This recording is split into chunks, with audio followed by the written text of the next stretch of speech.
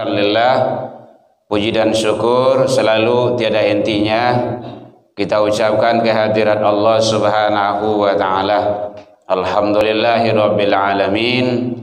Dengan izin Allah, walau dalam kondisi hari agak mendung seketek, hujan-hujan seketek ada datang je lah Pak.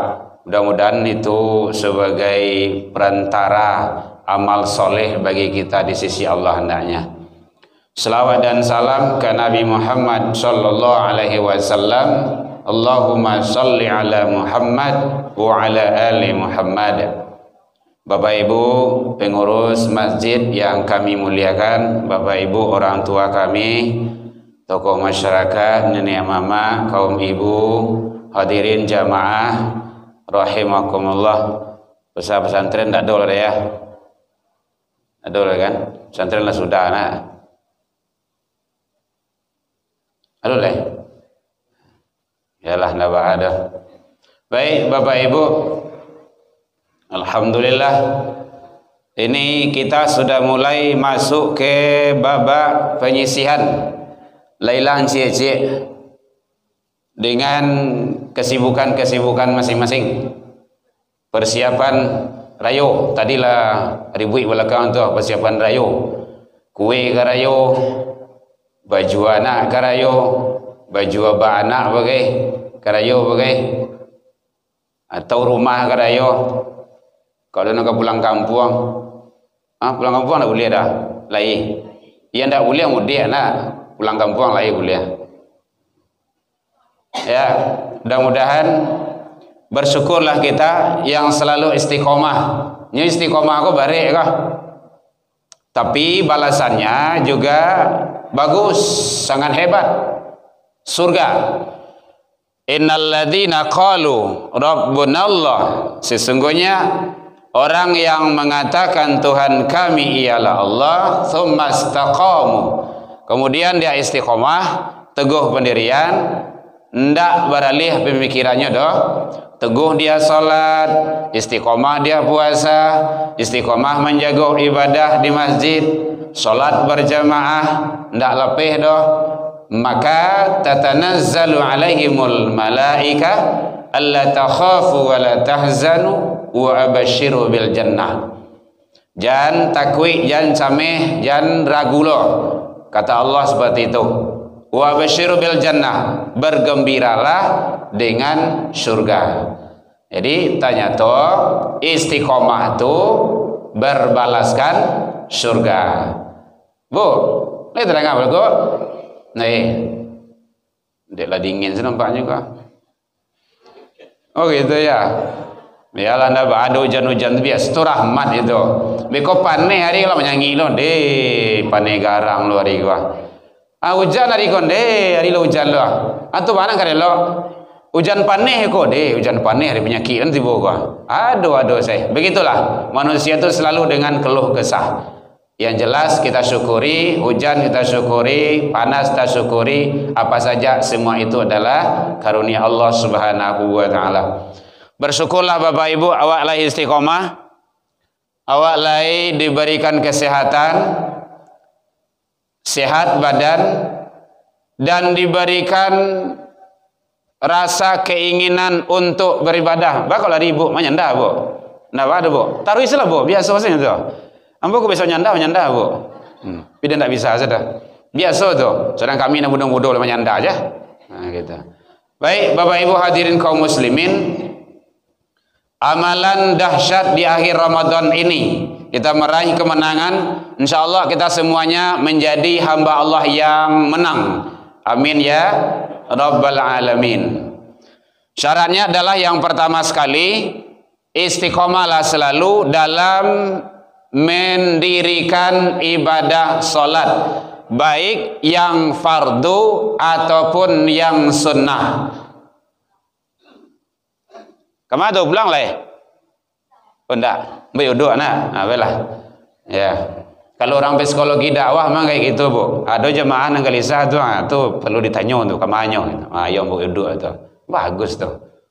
Ya, jadi kalau ingin kita menang, mendapat maghfirah Allah, karena janji Allah memang seperti itu. Sia yang puasa bulan Ramadan, maka dia mendapat ghufira lahu. Lagi terang Bu? Jauh dari mic, lagi terang. Oh, berarti suara nang kare itu. Iya. Jadi sia yang lai istiqomah taruinya puasa, maka janji Allah itu ghufira lahu. Dia pasti mendapat jaminan ampun dari Allah. Kenapa? Karena kita ini tidak lepas dari salah dan dosa. Dan manusia itu pasti berdosa, pasti bersalah. Kullu bani Adam khata. Tiap-tiap manusia itu selalu melakukan kesalahan. Wa khairul khata, manusia yang salah dia tubu ilallah, dia taubat kepada Allah dan banyak amal soleh. Jadi istiqomah selalu laksanakan ibadah, salat wajib dan sunnah. Yang wajib itu lah jaleh 5 wakatunya, kemudian 7 balik rakaatnya. Yang sunnah nan kawak apa banyak. Itu penting itu. Alhamdulillah kita selalu menjaga hal yang seperti itu. Itu adalah karunia yang sangat besar. Kita syukuri hal yang seperti itu. Karena ada manusia diberikan kesehatan oleh Allah, sehat badannya, tetapi dia tidak mampu untuk menjalankan ibadah. Badan gadang sehat, tapi tidak mau, tidak sanggup, tidak taluk melangkah ke rumah saji itu doh. Barik. Jadi bersyukurlah awak menyanyi-nyanyi sakit datang juga ke rumah saji. Agak panjang suruh imam tu setiap ayatnya aku biarlah bersabar awak. Karena semakin panjang kan semakin banyak ibadah awak. Kan gitu. Semakin banyak membaca Al-Quran, apalagi dalam solat, itu semakin banyak pahala awak. Tapi tentu jangan dipupuh lah panjang-panjang. Tanya oleh jemaah begitu. Kan gitu. Jadi imam yang ngerti itu mengetahui dan memahami kondisi jemaah. Kata Rasul seperti itu. Idza amma ahadakumun nas falyukhaffif. Kalau kamu mengimami di antara manusia, maka segerakan. Jangan panjang-panjang. Baik, di belakang tu banyak ragamnya. Ada yang gaya-gaya ndak taluk tagak lama. Ada yang penyakit kapalo lama sujui mendanyui langsung. Ada yang ndak lama ndak tahan tagak lama tu dek penyakit-penyakit yang lain. Ada anak-anak dan segala macamnya. Itu psikologi dalam pelaksanaan ibadah.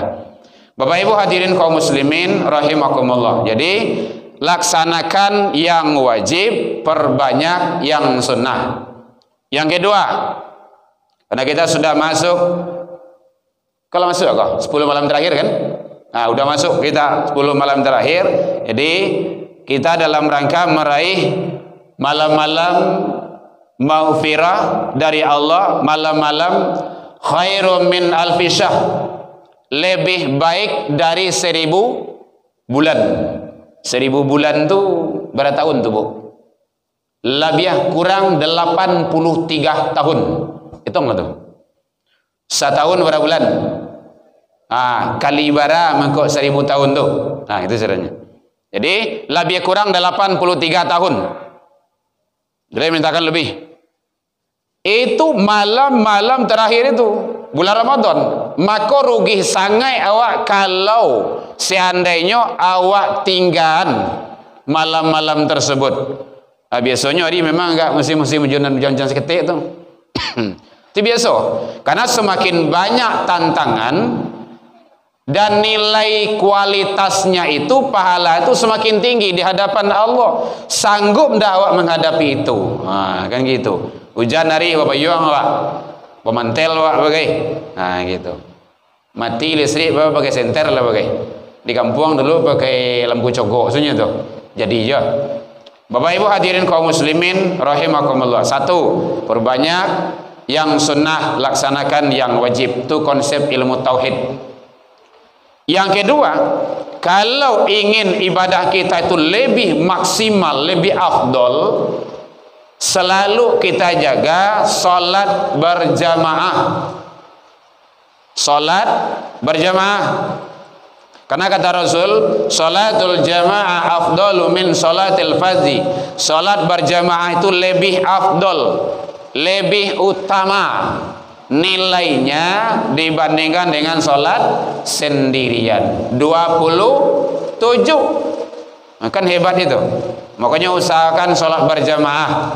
Samati-matiangin biar talambe. Mudah tuh. Biar masbuk awak. Nampukuk kaja berjamaah tuh. Mungkin awak buku di rumah tuh kan. Tahu-tahu azan capek. Langsung sholat. Tak ada jedahnya doh. Awak ingin berjamaah, tetap datang. Usahakan berjamaah. Kenapa? Karena nilai yang terbaik itu adalah dalam berjamaah tersebut. Sholat seorang bisa, bisa, tetapi tentu beda nilainya. Kita tentu ingin mencari yang terbaik, apalagi bulan Ramadan. Kan gitu.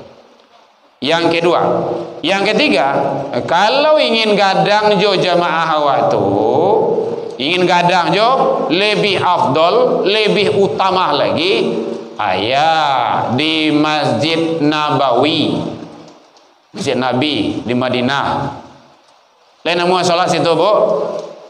Ndak nemu ada? Oh lah iya. Alhamdulillah. Pailah ke situ salat, Bu. Bulan Ramadan kok jadi jo. Habis Ramadan besok jadi jo, baranganlah. Tanamkan niat dulu dari kini. Buka bulan Ramadan kau. Bulan Ramadan kau kan doa awak diijabah kau. Ya Allah, izinkanlah hamba untuk salat sujud menginjak tanah sucimu ya Rob. Gitu. Niatkan kayak gitu. Awak kan enggak, kadang-kadang kada pede doh. Kalian nemu ya Bu ya. Udah pergi sana. Bilonya terserah. Salat di Masjid Nabawi itu di Madinah itu, beruntunglah Bapak Ibu yang sudah ibadah haji dan umroh. Di Masjid Nabawi itu nilainya 1 kali salat di sana 1000 kali di tempat yang lain. Masya Allah, luar biasa. Ilal Masjidil Haram kata Rasul, kecuali di Masjidil Haram. Nah, kalau di Masjidil Haram di Mekah itu 1 kali sholat di sana 100.000 di tempat yang lain min siwahi. Kan luar biasa itu. Masya Allah. Ya kita doakanlah Bapak Ibu berangkat dalam tahun ini untuk sholat ke sana. Gitu. Amin. Tidak ada orang ya amin kan dah. Lah di doaan. Ibu mengameng-ameng saya tidak mau juga kami saya Bu. Harus itu tanamkan niat. Kita berniat awal amal kerajo itu kan jo niat itu. Gitu. Amin kan ya Bu ya. Selalu di dalam kapan perlu dipajang di dalam kamar waktu gambar Ka'bah tu. Ya Allah izinkanlah hamba. Ya Allah izinkanlah. Ya Allah. Allah Maha mendengar kok. Allah Maha mendengar. Jangan aneh Bapak Ibu. Banyak kok yang tukang sayur berangkat. Banyak kok tukang sol sepatu yang berangkat. Banyak kok para remaja, para pemuda, malah tukang parkir, mohon maaf, tukang parkir yang berangkat banyak. Kenapa itu? Itu berawal dari niat tadi itu. Awas, kredit Honda 500.000 sebulan lalu sudah ya kan? Apalagi 20.000 nyaman buang sehari. Ada yang bertanya, ingin kami ke situ Bu ya, tapi piti tidak ada loh. Ibadah di situ tidak pakai piti loh Bu. Serius, tidak pakai piti dong. Yang pakai piti pai ke situ saja. Oh, pai ke situ ya. Berang sih Bu mah. Ada yang tidak bayar pai ke situ. Baik caranya, aku jalan kaki saja situ. Yang tu bila ke sampai itu barulah. Kau tidak jonda pai ke situ. Lah ya toh. Ya kalau kita dengan orang lain tentu kita iya seperti itu. Jadi yang jelas kita tanamkan niat untuk ibadah di sana. Malahan ada teman kita yang nyampaikan, Bu ya, ambo kalaulah sempat menginjak tanah suci itu kok mati lelai gitu. Amor itu banahnya pasrahnya tuh. Jadi kalau kini mati ya bajolah gitu. Bajolah gitu. Artinya apa? Begitu keinginan, rindu ibadah kita di sana. Karena ibadah di sana itu umrah, antara umrah satu dengan umrah yang lain itu kata Rasul adalah kafaratul lima bainahuma, penebus dosa. Sementara wal haji yang mabrur laisul jaza, tidak ada balasannya ilal jannah, kecuali surga. Masya Allah, luar biasa. Nah, jadi oleh sebab itu mari Bapak Ibu tanamkan niat untuk berangkat ke sana ibadah. Satu-satunya ibadah. Udah ada jemaah kita yang berangkat mulai Ramadan ini 30 orang, lebih kurang 30 orang ya, 30 orang yang sudah berangkat. Tapi memang gak ketat sekarang. Dia hanya bisa Madinah, Mekah, Madinah, Mekah, Madinah, Mekah. Tempat-tempat ziarah ditutup sekarang. Di karantina dulu. Memang agak ketat karena dengan kondisi-kondisi sekarang ini. Kemudian tadi panitia sudah menyampaikan jangan lupa zakatul fitrah. Zakat fitrah. Betul yang beliau sampaikan tadi itu, ibadah awak itu tergantung antara langit dan bumi. Syahrul Ramadana mu'allakun baina sama wa wal ard. Ramadan seseorang itu tergantung langit dan bumi. Yu'adiyun sadaqatul fitrah, sebelum ditunaikan zakat fitrah. Jalla saudara yolo bayar zakat kok. Ado. Karena kita pernah ditelepon dulu. Buya, babu, lah rayo orang di Padang. Sekali huru jawab. Oh saudara yo mah. Bado. Ya kami lupa bayar zakat gua. Kalau lupa tu bah, berarti nak kena tu mah. Bado. Ya ndak bado, lupa mah. Lai boleh bayar lai zakat yo. Ndak. Tu anak maunya sedekah. Ya bado lai, ya bayo lah menganupo mas. Jadi makanya jangan lupa. Jangan lupa. Kemudian berzakat itu ambillah yang terbaik, persembahkanlah yang terbaik. Kalau memang ada pilihan 40, 35, 25 begitu kan, ambil 40, persembahkan yang terbaik agar ibadah kita lebih afdol, lebih diijabah oleh Allah. Allah Maha tahu. Allah pasti ganti. Pasti diganti, tidak ada ndaknya. Jangan cemas pula. Oh kami ndak ada nang kadibayen dah. Kalau ndak ada nang kadibayen dah terima. Lah diterima kan ada doh. Abayan. Begitu penting zakatul fitrah itu. Sampai tadi baru masih banyak yang nelpon ke kita bagaimana pembayaran fidyah, zakat fitrah dan segala macamnya. Fidyah bayarkan sebelum hari raya. Fidyah itu kasihan saja, ta'amu miskin. Kan jelas itu. Oh kau lagai ndak tahu puasa dah, fidyah. Allah tu ndak ada memberatkan hambanya. Kalau ndak bisa nanti puasa diganti di qada fidyah. Begitu ibadah di dalam Islam tu ada ru'syah, keringanan-keringanan yang diberikan oleh Allah Subhanahu wa taala. Kemudian terakhir, jangan lupa selalu perbanyak baca Al-Qur'an Bapak Ibu, baca Al-Qur'an agar ibadah kita semakin bertambah di sisi Allah Subhanahu wa taala. Kenapa seperti itu? Karena awak kini menghadapi tantangan yang baik Bapak Ibu, tantangan yang baik. Menteri Agama kini lah baulah lah lihat. Kita YouTube ya, supaya beliau dengar. Dulu suara azan disambungkan dengan suara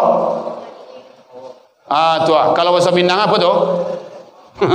Malih awak nyebut itu nah. Bahasa Indonesianya anjing. Bahasa Minang ndak ada bahasa Minang ada. Malih awak nyebut kan? Malih awak nyebutnya. Apalagi kini kan awak di YouTube gitu kan. Kini karajohnya lai. PAUD Al-Quran.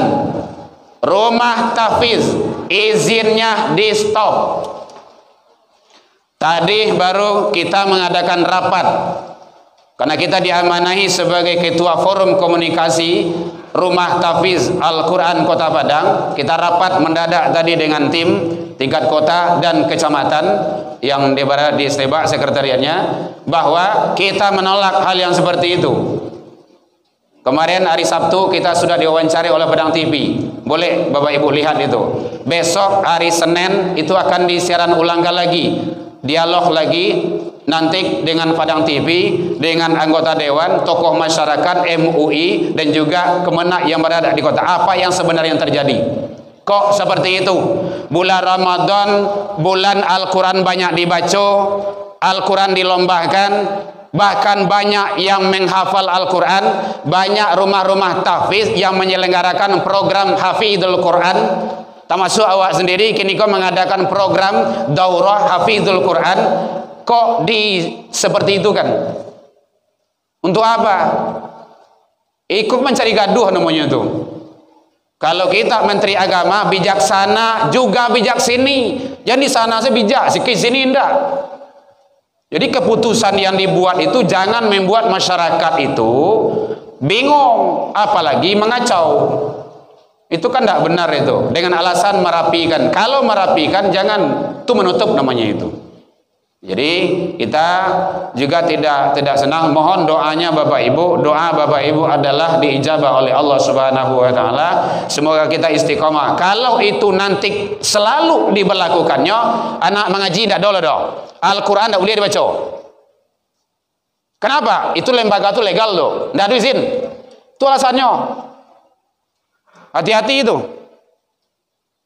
Kalau sudah itu, berarti dia sudah masuk ke arena yang berkaitan dengan akidah kita, ibadah kita.